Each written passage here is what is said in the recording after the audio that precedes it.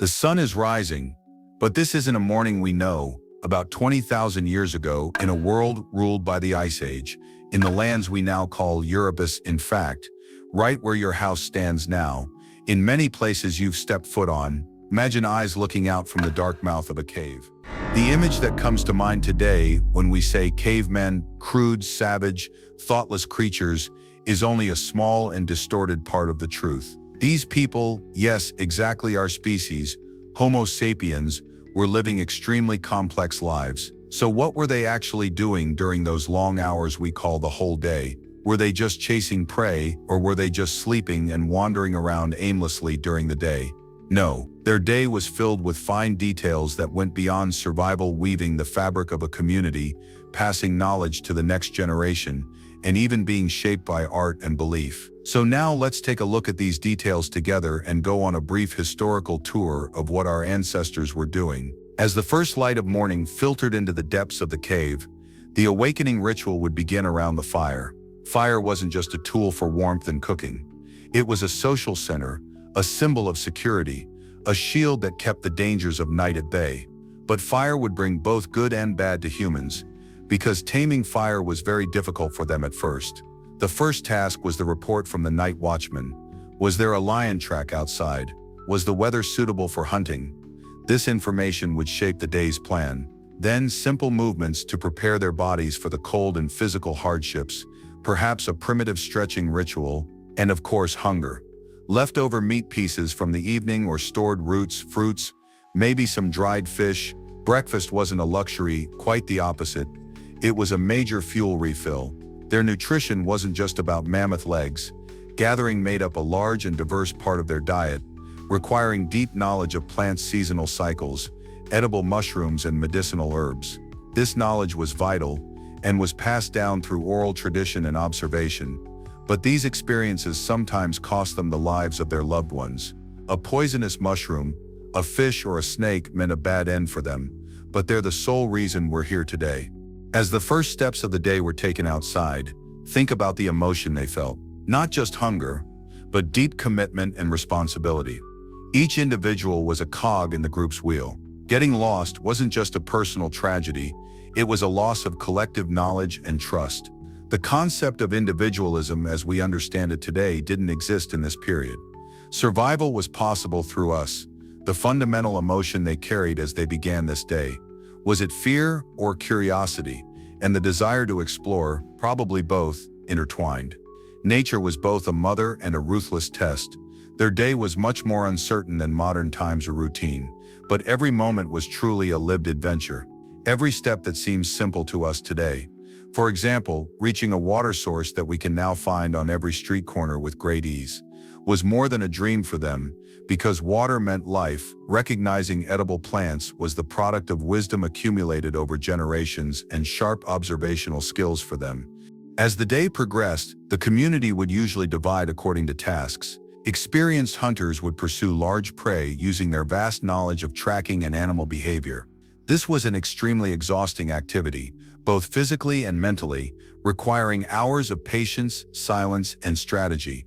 The accuracy of a single spear thrust could determine the group's fate for days. However, let's not forget that large prey wasn't a constant and reliable source. The continuity of their diet largely depended on gathering. This critical activity usually carried out by women, elders, and youth. Even in those times, people were divided into classes according to their abilities or age, gender, and physical strength. Everyone had a task not for money or emotions, but simply because all they wanted was to. Gathering wasn't about randomly picking plants.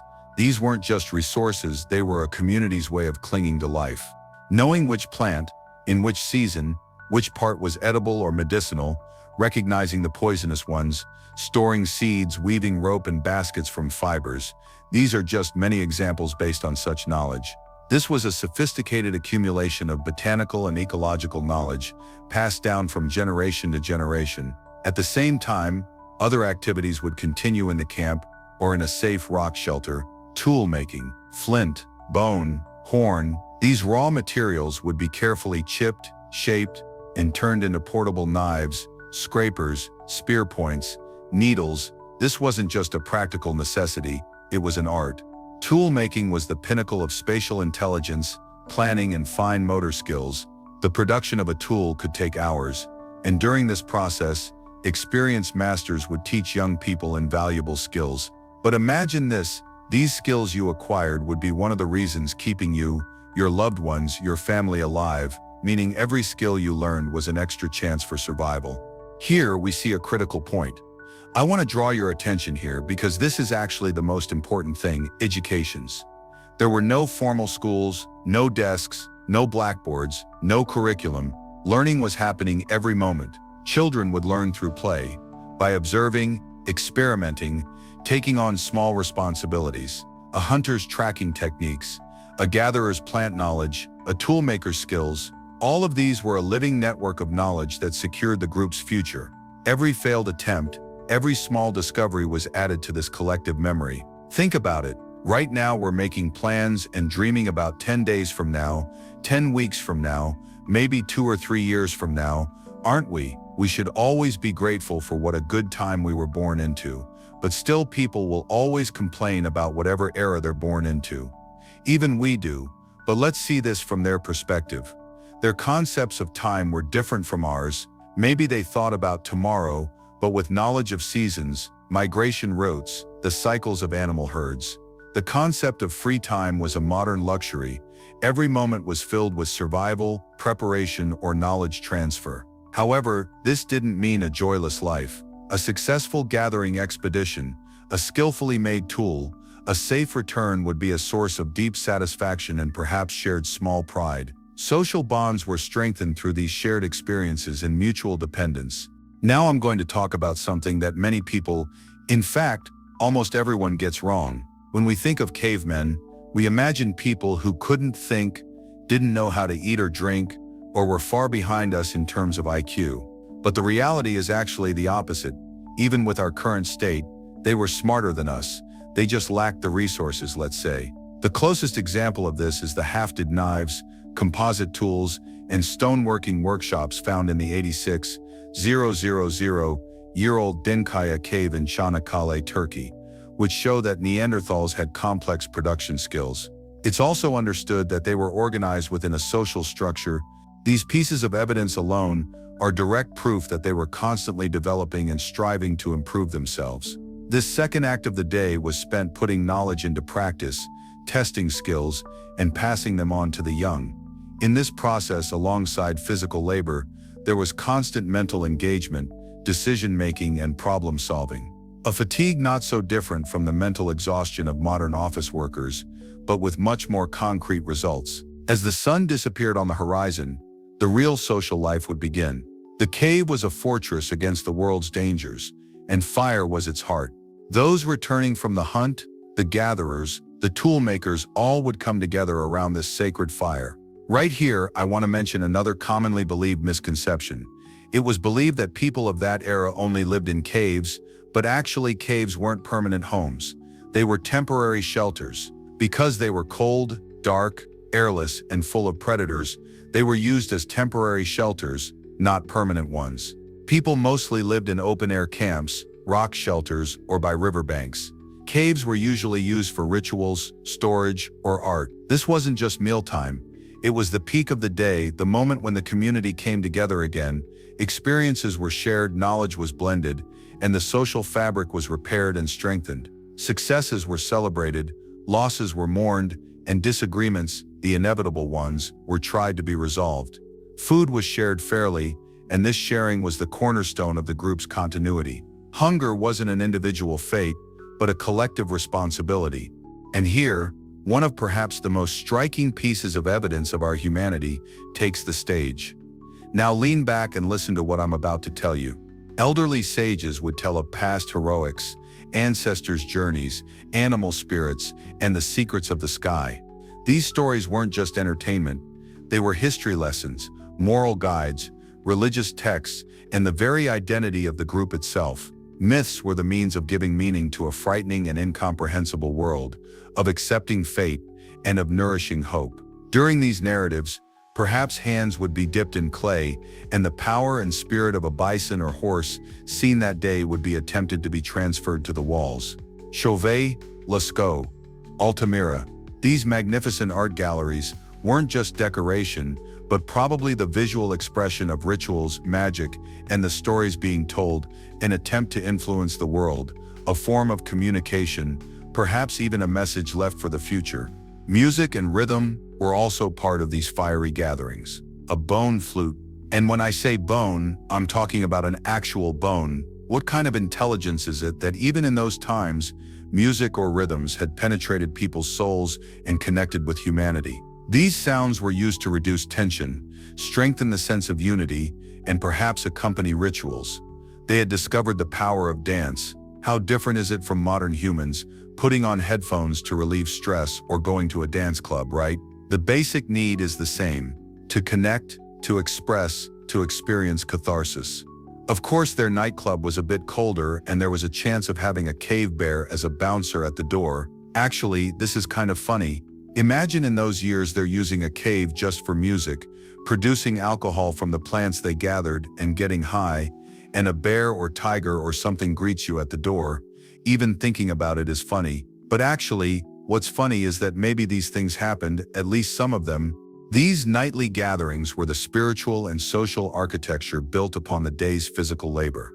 Here, not only stomachs were filled, souls were also nourished, the sense of belonging was strengthened, and a collective shield of meaning was woven against the world's chaos. That was actually quite a complex phrase. To summarize it better, around this fire, art was born, religion was sprouting, complex social rules were being reinforced, and language was becoming richer. These moments were the purest manifestation of their capacities for abstract thinking, symbolic expression, and deep social bonding that set them apart from other creatures.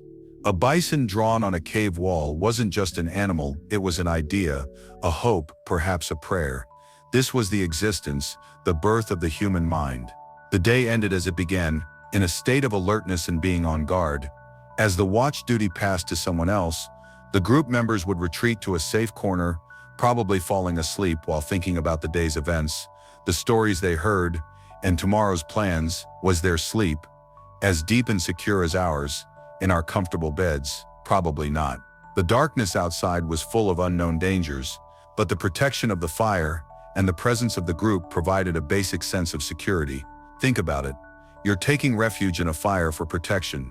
So 20,000 years later, as the descendants of these cave people, what do we do all day? We may not be chasing prey, but we're chasing immeasurable goals, virtual threats, and complex social expectations. Actually, we're at the same point, only some visually cosmetic things have changed. Even now, why do we work? Why do we strive? The answer always leads to the same door: to survive. Yes, we've moved into a comfort zone now, quite a bit, and even more so, but physical dangers have given way to mental stresses. Their gathering moments around the fire are now breathing in the glow of our screens. Gathering has been replaced by market shelves, tool-making by mass production. The stories told sitting around the fire have been transformed into feeds personalized by algorithms. But have the basic human needs changed? Connecting, feeling belonging, searching for meaning, being safe, expressing oneself, these still exist within us, with the same intensity as our ancestors in the cave. Perhaps what we should learn from them is how they nourished these basic needs. They shared their food. Let us also preserve family dinner tables and friendly gatherings. They told stories. Let us also remember the power of real conversations, face-to-face told tales and reading. They had a deep connection with nature. We'd better not get lost in concrete jungles. They expressed their souls through art.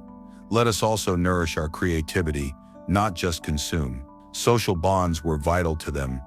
Let us not forget that digital connections can never fully replace real face-to-face relationships. I know it's very difficult to preserve and do these things in this era, but if we lose these, we lose our humanity. We are the ones who make ourselves exist. That's why the caveman wasn't a simple caricature. They were the pioneering heroes of our species' extraordinary capacity for survival, adaptation, community building, and meaning creation under harsh conditions. Maybe one of your father's or mother's ancestors drew one of those famous pictures in museums. A day in the Stone Age was physically exhausting, full of dangers, but at the same time within a deep social and spiritual context, It was a process where they experienced what it truly meant to be human. So I ask you, where is today's cave? Who really gathers around our fire?